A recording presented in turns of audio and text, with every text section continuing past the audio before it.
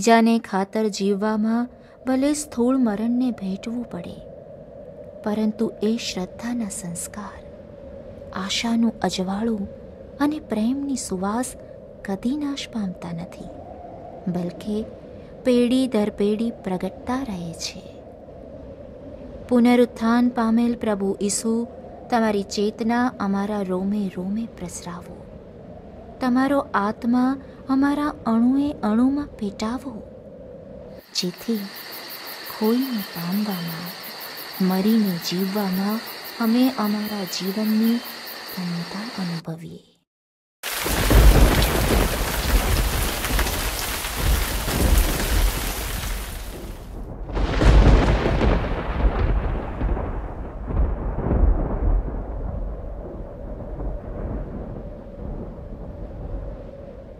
પુનિતરું ખીલ્યું ક્રૂસનું ને મધુરું પડતે ઈસુરે,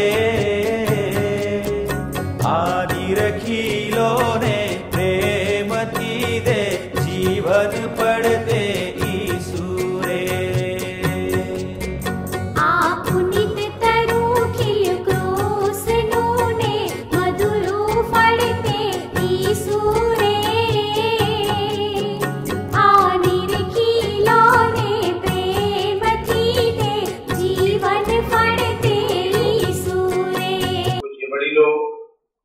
અને અતિ પ્યારા ભક્ત સ્વજનો,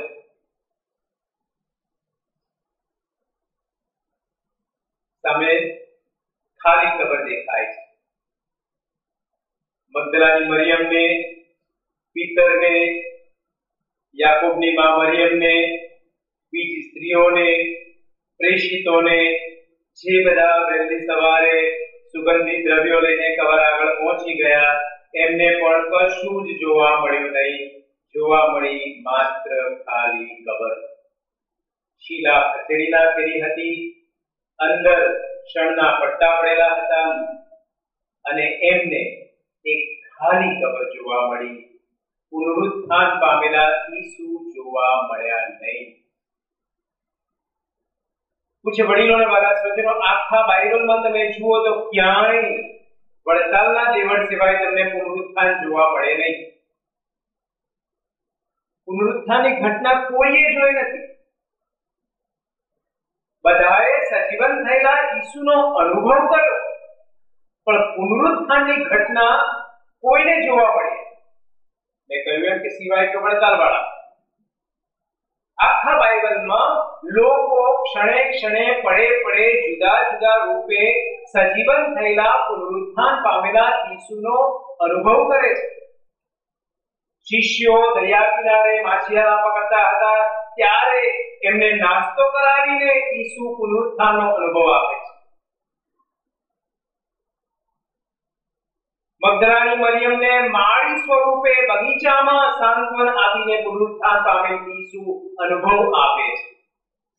પુનરુત્થાન એક અનુભવ છે. આપણા રોમે રોમમાં, આપણા હૃદયમાં, આપણા મનમાં, આપણા રોજબરોજના જીવનમાં આપણને મળતા ઈસુનો અનુભવ છે. જેમ બાઇબલમાં પણ માછીમારોને દરિયા કિનારે, મગદલાની મરિયમને બગીચામાં,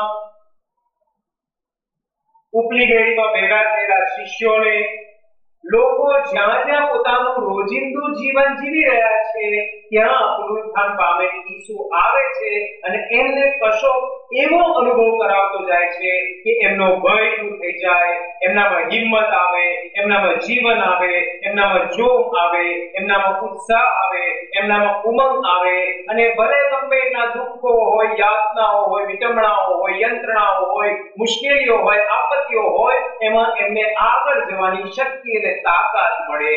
એનું નામ પુનરુત્થાન પામેલ પ્રભુ ઈસુનો ભેટો. પુનરુત્થાન પામેલ પ્રભુ ઈસુનો ભેટો તમને ને મને પણ થાય છે મારી દ્રષ્ટિએ ત્રણ સ્વરૂપે. આજે એ પુનરુત્થાનના અનુભવનું પર્વ છે. પર્વ એ શબ્દ આવે છે સંસ્કૃત શબ્દ શેરડીના સાંઠામાં આવતી ગાંઠ. અત્યારે તો શેરડીની સીઝન આવી ગઈ છે. શેરડીના રસના કોલા પણ ચાલુ થઈ ગયા છે. હવે તમે ગાંઠ જોજો ત્યારે સંસ્કૃતને એ ગાંઠને પર્વ કહેવાય.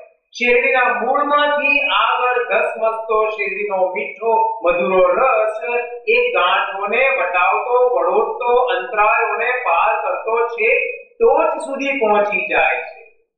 પ્રભુ ઈસુ પણ સર્વ આરોપ, અપમાન, અન્યાય, અત્યાચાર, એકલતા એ દુઃખોને સહન કરીને એ વિડંબણાઓને પાર કરતા કરતા છેવટે આપણને એક નવા સ્વરૂપે બેઠી થયેલી તાકાત રૂપે પુનરુત્થાન ફરીથી બેઠા થયેલા સ્વરૂપ રૂપે આપણને જોવા મળે છે.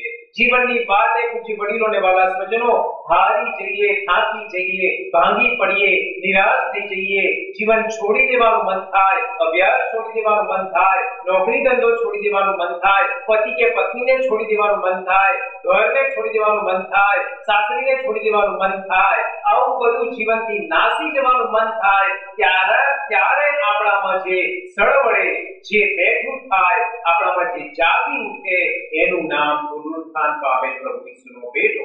અને એ આપણને રોજે રોજ ક્ષણે ક્ષણે અને પડે પડે મળે છે. કયા સ્વરૂપે? સૌથી પહેલું સ્વરૂપ છે સહનશીલતા. જ્યારે જ્યારે આપણામાં સહનશીલતા જાગી ઉઠે છે, દુઃખમાં પણ આપણને એ વેઠવાની તાકાત મળે છે. એમાંથી હારી જવાને બદલે, એનાથી નાસી જવાને બદલે એને વેઠી લેવાની ઈચ્છા થાય છે, ત્યારે આપણામાં પેલા પ્રભુ ઈસુ પુનરુત્થાન પામે છે, સજીવન થાય છે. પકડેલી વાટને એમાઉસના શિષ્યોની જેમ જાળી રાખવામાં, પોતાના માર્ગને વફાદાર રહેવામાં, પોતાના નોકરી, ધંધો, કસોટીઓમાં, મુશ્કેલીઓમાં આગળ ધપવાની જે આપણને સહનશીલતાની તાકાતનો અનુભવ છે, એ પુનરુત્થાન પામે